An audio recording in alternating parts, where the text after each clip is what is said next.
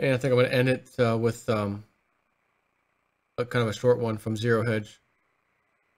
Just talking about the the Fed's now divided. Half of the Fed member, the different 12 regional banks, whatever, they weigh in on policy, and they're like split. And I said, well, but Janet Yellen said everything's gonna be fine. But these guys are split. They don't, taper too early, or unwind the balance sheet too early, not too early. We don't know. I think we should. We've waited too long. I thought everything's fine. You guys got this. Well, we can now add another central bank who is not really clear on what they should really do. And those people are also split, but not our central bank, a European one known as the European Central Bank. Internal feuding within the ECB over tapering continues now. Authored by Mike Shedlock via mishtalk.com. At the Fed, the debate is over normalization of the balance sheet. The Fed has already finished tapering. In contrast, the European Central Bank is still addicted to a balance sheet buildup. We need more QE, baby, right? But internal feuding has picked up with Germany and the hawks on one side and the doves on the other. Bloomberg reports ECB officials disagree on how much is too much for stimulus plan.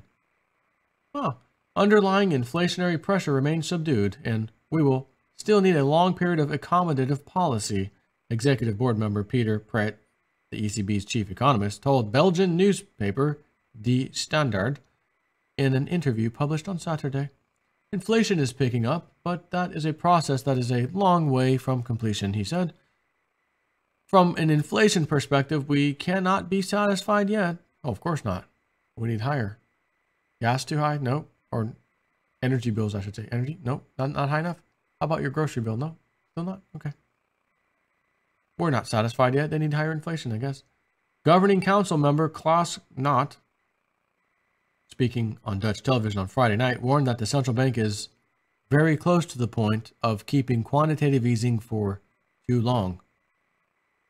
Knot noted that the last financial crisis was partly caused by too much money being pumped into the system, and so the ECB should be wary of going too far with stimulus. We carry on with this policy for too long, that is absolutely a potential danger, he said. Difficulty is that one cannot determine objectively when the moment is when we have continued with this policy for too long.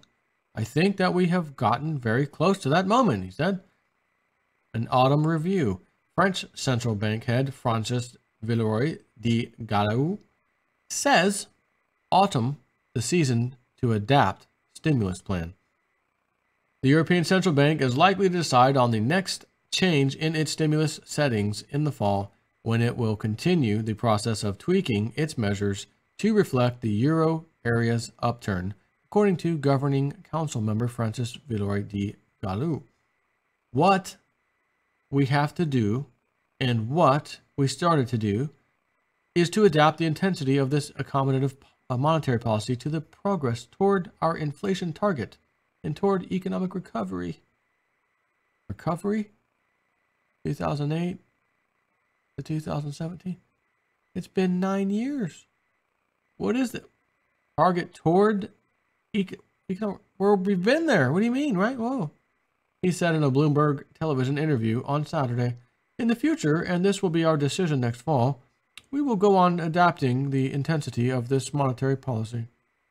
The French central bank governor's remarks may be the most definitive yet on when the ECB will take action on its 2.3 trillion euro, or 2.6 trillion US dollar, asset purchase program, which is currently scheduled to run until the end of the year, while he is just one of 25 governing council members who decide monetary policy for the currency bloc. Concerns are rising among some of his colleagues that time is running out if they are to avoid undesirable market volatility. His choice of wording, adapt the intensity, which he said 3 times, adds to signs that the ECB intends to pare back stimulus in a way that does not tighten financial conditions.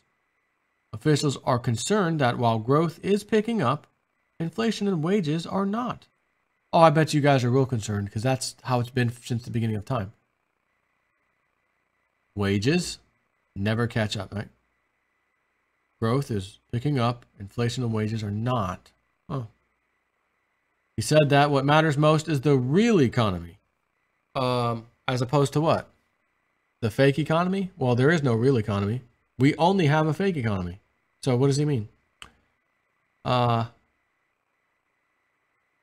that the ECB should not let itself be distracted by political pressures or investor impatience. The most influential members of the governing council are pragmatists. He said, I clearly am a pragmatist. President Mario Draghi signaled last month that he sees the expanding economy as allowing room for maneuver on stimulus while still maintaining the same level of monetary accommodation. Volatility suppression. The pragmatists seek volatility suppression while waiting for 2% inflation. Anyone bought a car recently? New car? Do you see any inflation from a few years ago? No? Anyone been in the grocery store at all lately? No inflation there? Okay. Just checking. Gotta ask. Volatility suppression, inflation targeting, and market accommodation have created 3 consecutive bubbles, the third of which central bankers are totally oblivious to. Knott warns that the central bank is very close to the point of keeping quantitative easing for too long. Actually, there should never have been quantitative easing in the first place. Not a single structural problem in the USA or Europe has been addressed in the past 10 years. The Italian banking system, of course, as you know, is insolvent. 2 banks failed the other day. France, Italy, and Greece need massive work rule reform. One-size-fits-all interest rate policy does not work. Accommodative monetary policy cannot fix structural problems. Rather, it tends to prolong them, which is why we've been dealing with the same problem, and none of this recovery is ever really a recovery. They're still printing. They're still QEing over in the EU. They're still buying so-called assets from the banks. Just put it on the balance sheet. Or I'd like to just print money and I gotta pay my credit cards off. Put that on the balance sheet. Oh, I owe you for that. Put that on the balance sheet. It just sits there. Well, I'd like to have that opportunity, wouldn't you? Take care.